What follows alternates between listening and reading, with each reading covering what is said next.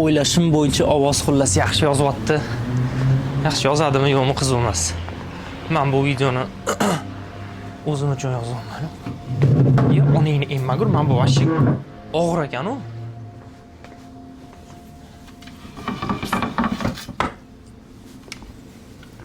Shahar bolalarimizda endi olib talanamiz o'zimizcha.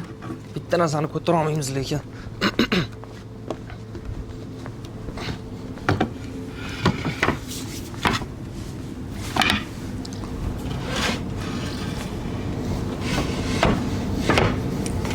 Xullas, Chernogoriyadan salom.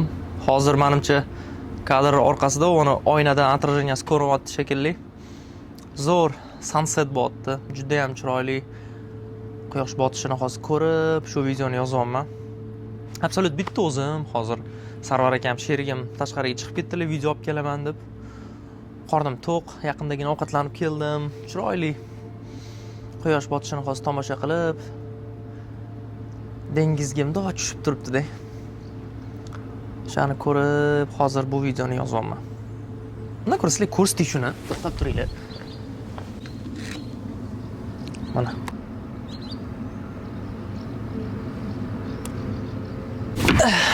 Qoyili 8 yildan bir blogerlik bilan shug'ullanib, kamerani nastroyka qilishni bilmas ekanman. Normalniy bir kamerani nastroykasini hali tushunib olmagan ekanman-da. Hozir o'zim bilan sayohatga kamera olib ketganman. Bilmayman, kачествоsi dabdala, bir xunuk nimadir narsa chiqayotgan bo'lsa rozi bo'lasizlar. Men bu narsani ko'p odam ko'rish uchun olmaganman. Birinchi navbatda bu o'zim uchun kundalik. Chernogoriya tog' ko'rdinglar, juda ham chiroyli quyosh botishi va bugun ichimda yig'ilib qolmagan. Kim bilan shu narsani muhokama qilsam ekan, kim meni tushuna olar ekan agar men shu mavzuda gap ochsam deb yurgan bitta mavzuyim bor-da, bu ChatGPT mavzusi. Bu odam bilan gaplashsa bo'ladi-yu, deyishingiz mumkin, to'g'ri. Lekin hozir tushuntirib beraman nimaga bu gapni gapirganimni. Как будто бы ChatGPTga haddan ziyod ko'p ishonib borib, juda ham ko'p sirlarimizni aytib borib, juda ham ko'p yechimlarimizni uni mas'uliyatiga qo'yib qo'yayotgandek tuyulmayapmiz. Masalan, nazaringlarda yaqinda bitta shunaqa holat bo'ldi. Bitta ish qilib turibman, 2 marta hozir to'xtab tur, ChatGPT dan so'rab ko'ramiz dedim-da, shaxsan o'zim shu narsani aytdim-da.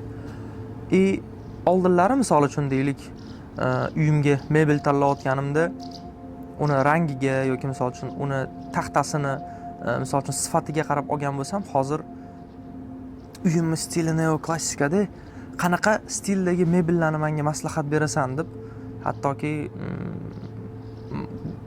hayotimdagi doim o'zim hal qila olgan, o'zim shundoq ham javobini bilgan narsalarda ham maslahat va yordam so'rashni boshlab qoldim-da.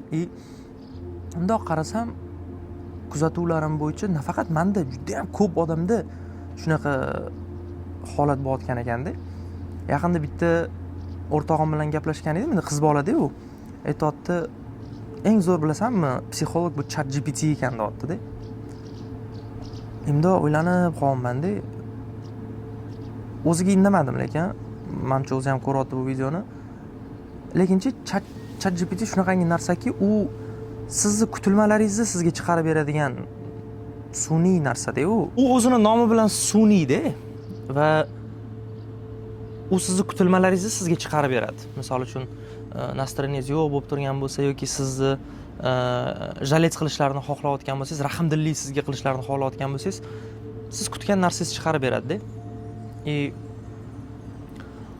U mavjudot emas-da, u hissiyot degan narsalardan mahrum-da. Biz his qila olamiz-da. U hech qachon gumanniy deymiz-ku, gumanniy fikr bildira olmaydi-da. U baribirga ham inson kabi hissiyotlar prizmasi orqali o'tkazib bizga qanaqadir maslahat bera olmaydi-da.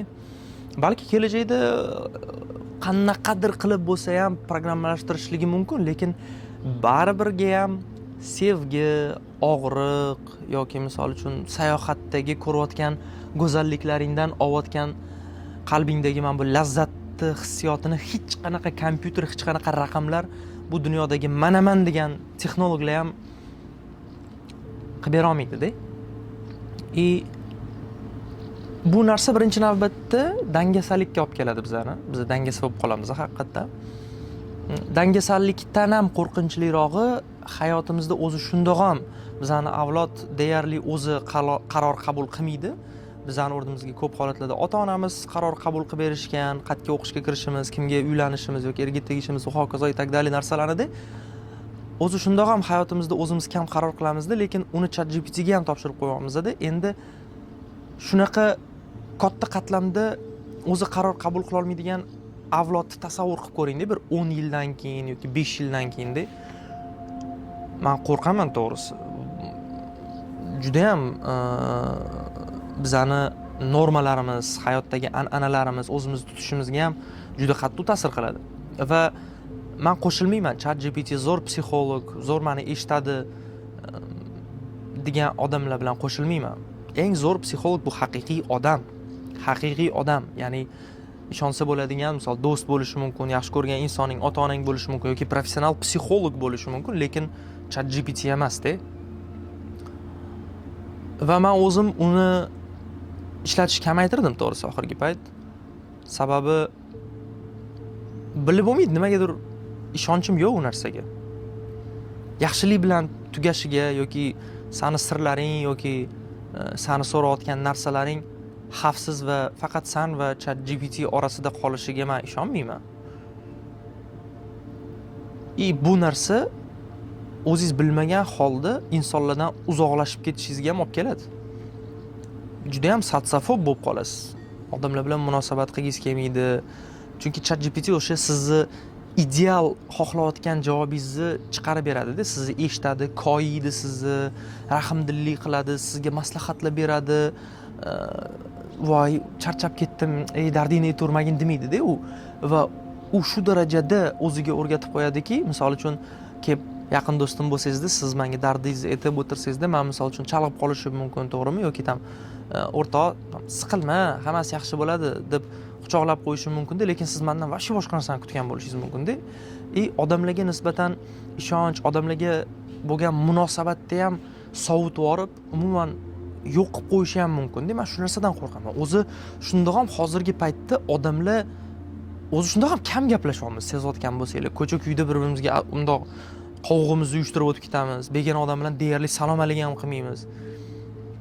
O'zbekiston muhitida shu narsani juda qattiq sezganman. Biz O'zbekistonda deyarli bir-birimiz bilan gaplashmaymiz. Biz tashqari hayot bilan muloqotimiz juda kam.